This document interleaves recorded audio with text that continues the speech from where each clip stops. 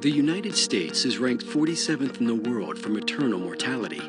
Obstetric hemorrhage is the leading cause of maternal mortality in the United States, and 54 to 93% of these deaths are likely to have been prevented.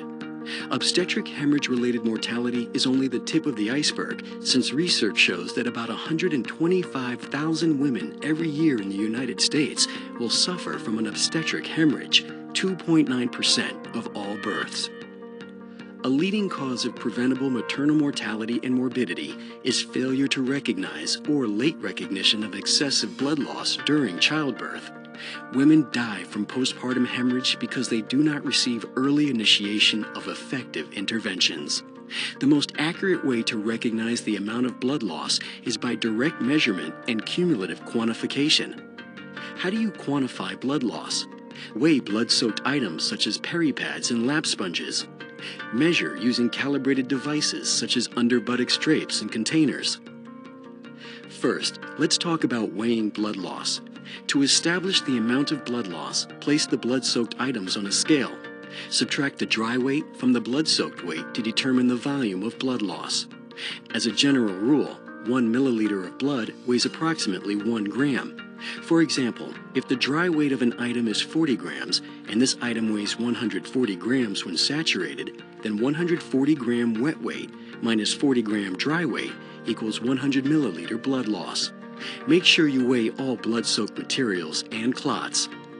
Now let's talk about measuring blood loss using containers. Measure using graduated or calibrated suction containers and under-buttock drapes with calibrated pouches.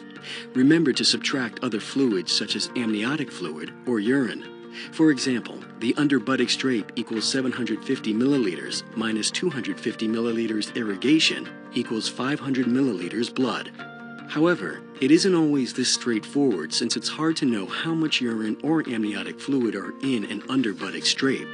One strategy that helps more precisely measure actual blood loss is to document the amount of fluid collected in an under-buttocks drape prior to delivery of the placenta, since most of the fluid collected prior to delivery of the placenta isn't blood, and most of the fluid collected after the placenta is blood.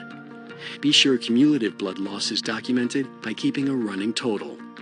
Women are the cornerstone of a healthy and prosperous world. We must act now to eliminate preventable deaths and injuries. Quantification of blood loss at every birth will help save women's lives.